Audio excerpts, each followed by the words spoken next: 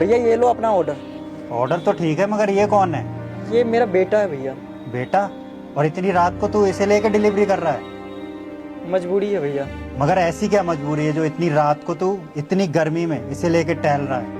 भैया जब ये पैदा होने वाला था ना तो इसके माँ ने मुझे बोला था। सुनो, हाँ मैं सोच रही थी कि मैं टीचिंग का कोर्स कर लूँ।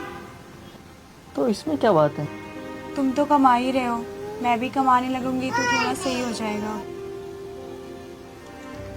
और वैसे भी कुछ टाइम बाद तो हमारा खर्चा बढ़ ही जाएगा।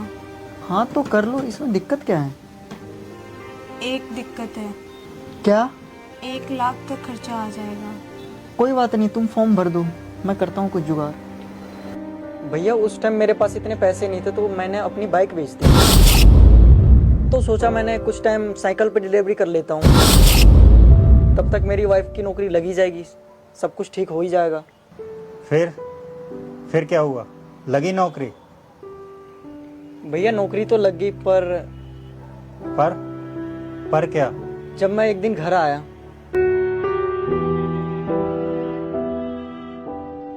तो मेरा बेटा अकेला पड़ा हुआ था और उसके बराबर में एक लेटर लिखा हुआ था और उस लेटर में लिखा था,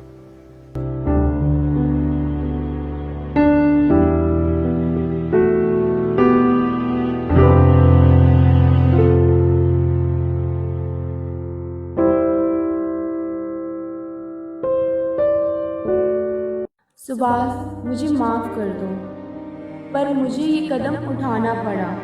मैं शादी से पहले एक लड़के से प्यार करती थी, पर उससे मेरी शादी नहीं हो पाई क्योंकि उसके घर वाले उसकी शादी एक टीचर से करवाना चाहते थे और उस टाइम पैसे ना होने की वजह से मैं ये नहीं कर पाई।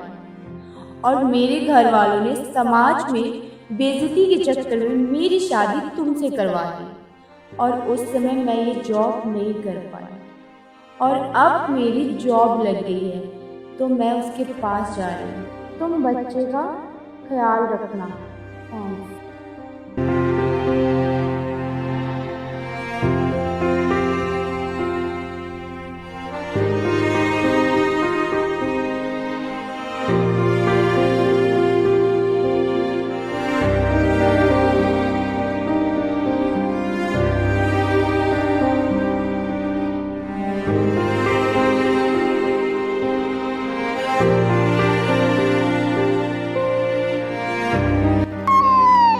भैया इसलिए मुझे अपने बेटे को अपने साथ रखना पड़ता है और इसके देखभाल के लिए कोई है भी नहीं। फिर तुमने बीवी को ढूंढने की कोशिश नहीं करी? भैया मैं तो उसके मंजिल का एक जरिया था, मेरी खुशियों से ज़्यादा शायद उनका पहला प्यार इम्पोर्टेंट था भैया, इसलिए वो मुझे छोड़ के चली गई। लेकिन मेरे चेहरे की मुस्कान मेरे बेटों को छोड़ गए। मान गए भाई, बहुत हिम्मत वाले हो। बस भैया मैं इसी के लिए मेहनत करता हूँ इतना। अरे क्या हुआ, इतना टाइम क्यों लगा रहे हो? किससे बातों में लगे गेट पे?